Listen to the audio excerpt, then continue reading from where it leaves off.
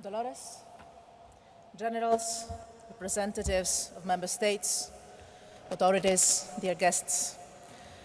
First of all, let me tell you that it is really a pleasure for me to be here for the official opening of the European Tactical Airlift Centre, a very special moment for the European defence. I would like to, first of all, thank Dolores and the Spanish Air Force for hosting this important event. Gracias. I know we have air crews here from Spain, Poland, and Germany with us, graduating from the European Advanced Airlift Tactic course. Congratulations to all of you. It is indeed an honor to mark this moment together with you in an eventful year and an eventful week for our common European defence. It is exactly 1 year since we set out a new level of ambition for the European Union's role in the world and the European Union's defence with our global strategy for foreign and security policy. Then came the European Defence Action Plan and the EU-NATO Joint Declaration in the summit in Warsaw. And just yesterday, we have taken the decision in the European Commission to establish the European Defence Fund, which will support military-related research and our defence industry.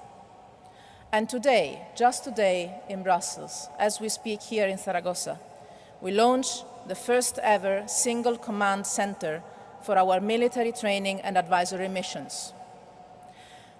The inauguration of this European Tactical Airlift Centre is part of this impressive progress, I would say this impressive package on European defence. Although here, the preparation started well before a year ago. We are building in these weeks, in these months, all together, a credible European Union of security and defence. A union that contributes to the security of European citizens. A union that is a global security provider, answering to the call that we hear more and more from our global partners all around the world. Airlift is a very good example, one that is easy to understand also outside military circles. We very often hear about the need for airdrops to tackle humanitarian crises, or to reach areas that are under siege, or think of the evacuation of civilians from a conflict zone. Only 6 years ago, European countries that wanted to train their airlift crews had to send them to the United States. Since then, the European Defence Agency has worked to develop a European airlift training capacity. And today, here, we mark one of the largest ever transfers of a project from the European Defence Agency to a member state. Spain will now take ownership and move this project forward. And I am grateful, sincerely grateful, to Spain for its commitment to this project and its strong commitment to European defence. Gracias. Because member states remain the leading actor on European defence. But what we achieve together would be impossible for any member state alone. And this is not theory. This is very concrete, and we see it here. Today, we don't need to cross the Atlantic to get the training for our air crews. You have spent the last 2 weeks training, planning, and flying together.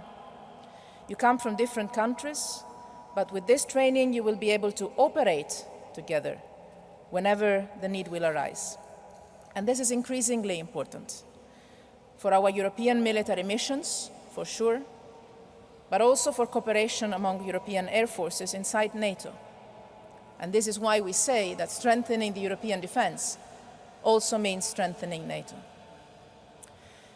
It is the second time that I attend a European Defence Agency joint training exercise. I visited the helicopter crews last year in the Florennes Air Base in Belgium, and I heard directly from them how joint training exercises enhance the skills of European air crews, troops and personnel. And to me, this is yet another demonstration that the main pathway towards a stronger European defence runs through stronger European cooperation. If European countries want to spend better on defense, and I think we all want to, the most effective way in which they can do that is through European cooperation. Because when it comes to working and spending together, the European Union can provide member states with the incentives to do so, be it on innovation, research, or capability development. This is the added value of the European Union. Incentives to working together, spending together, investing together, training together, operating together. Only a few examples. When last month I chaired the steering board of the European Defence Agency, we agreed to establish a new cooperative financial mechanism. This mechanism will allow participating member states to support one another and to address budgetary shortfalls when they arise. And by doing so, they will be able to overcome budgetary cycle problems, which in the past have been a limit to greater cooperation. There is another field where our European cooperation will be crucial, essential, and that is research and innovation. I know that in the far corner of this hangar, there is another project led by the European Defence Agency, one we can be proud of, to investigate the impact and feasibility of 3D printing in defence.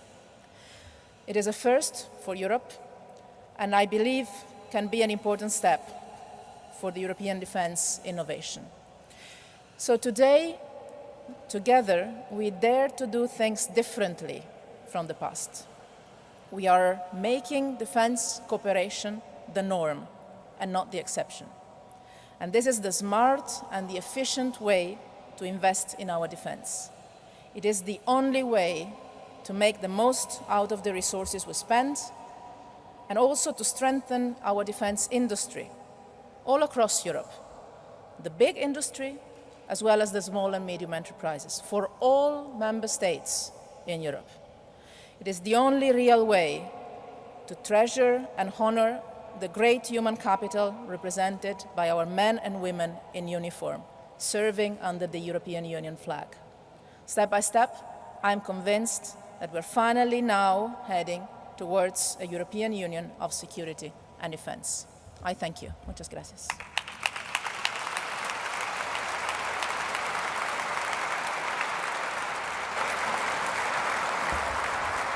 Thank you. Now the Spanish Minister of Defense is kindly invited to take the floor.